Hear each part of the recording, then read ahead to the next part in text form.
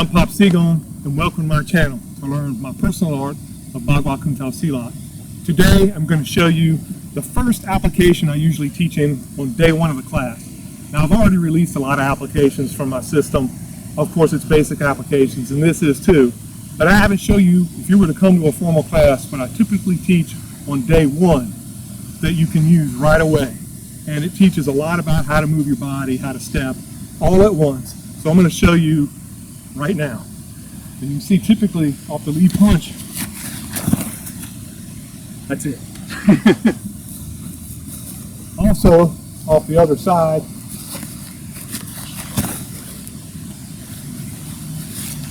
and it's not just leads we use, but we're going to talk about that right away.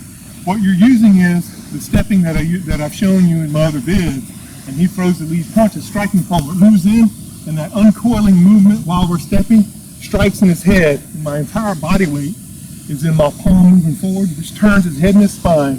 My hip collides with his hip, which throws him off balance, and I've already turned and torqued him, and then I do a rear leg sweep, which throws him to the ground.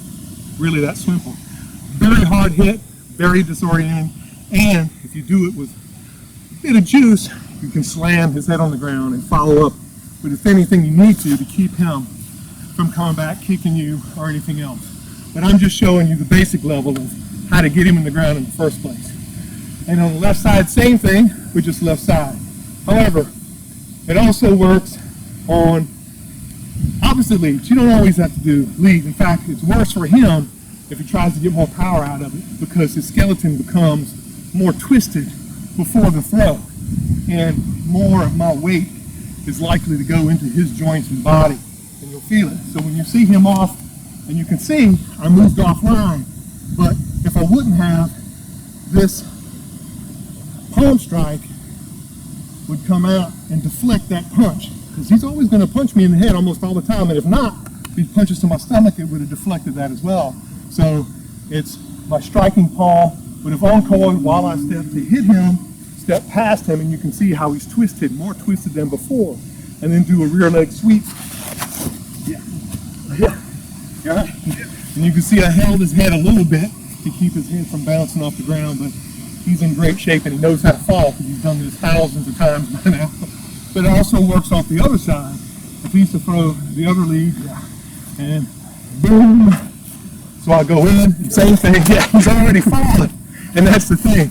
That's the thing with our system. He's trying not to, and I've showed you, well, he was polite enough to stay and try to hold that position, but I've done it for so long now, immediately when I touch somebody, I'm stealing their balance. You can see I'm shifting, and it doesn't look like much, but it's whenever I step, just like I showed you, all my weight's here, and then my weight rolls into my other foot, and my palms and fingers, and extends and clashes with the opponent. That's what helps you throw them. If you do it really right, and I've done this to people, you don't even need the rear leg sweep. They just fall right away. And it is an extremely hard hit, so be careful with it. But you can work this for yourself and see it. And when you lock the lead first, work that first, because he has to learn how to fall. And I'm coming forward, hip to hip. I don't leverage, I don't bend over. That takes too much time. That's another art that's inefficient. This is a combat-oriented art. So when you see that, I've stolen his balance, twisted his spine, and I can feel the tension at the top of his head already, his hips. I can feel his hip, and I've displaced his center. And I'm still in control of mine. Mine's right here. Then I just sweep him. And you can see I hold his head to make sure he doesn't hit the ground too hard on the way down.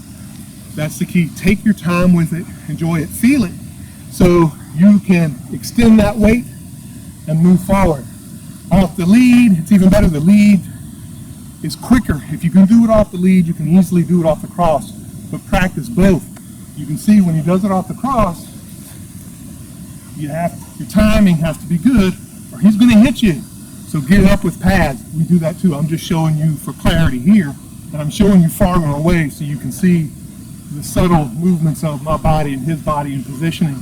But in reality, it would be tighter and closer. He'd punch, and you can see him come here, and then do the sweep, and that twist. And I'm slowing down because even the momentum, it twists and hits his neck, and all my body weight hitting, torquing his neck while my hip hits his hip and checks him, and he can't go anywhere until I allow him to do so by moving my body. So, and you have my hands all over his face. You'll get used to that when you practice this art, especially with a partner. Make sure it's somebody you like, because they're going to be grabbing your face a whole lot. Striking you with palms, gloves, fingertips, forearms, whatever it needs to be. And that's the other thing I want to show you, more subtle parts of what we're doing. Off the lead, when it comes, it's from the outside, and I'm moving in. If you hit here, make sure you hit with the idea you're going to go completely through and you're stealing his balance. You can see now he's already resisting me, and I'm just hanging my weight on him while I'm in control and stealing his balance so he can't move out. If he does try to move out, I just immediately, he can't. I just immediately throw him to the ground. And this is just a snapshot in time of a fluid movement, which I'm not going to show at full speed. We showed you before at about 70% speed maybe. Just so you could see what was going on, but also get an idea of the feel. The faster your opponent comes, the more harsh he's going to feel your response and the harder your strike's going to be on him. So when you're practicing this, be careful. It is easy to hurt your opponent that way when you're doing it with strikes. It's not a simple grab and then outside. That's not it. You're hitting him on the way in. You're deflecting those punches from him with your own strikes as you move forward, and uncoiling your skeleton. So if he does make contact, they simply go around you. They're deflected while you're striking inward. That's one of the beauties of my system. Thank you for watching Bagua Kuntao Silat's first formal application in class at www.popsigong.com. Please join. Don't forget to like and subscribe, and I'll see you again.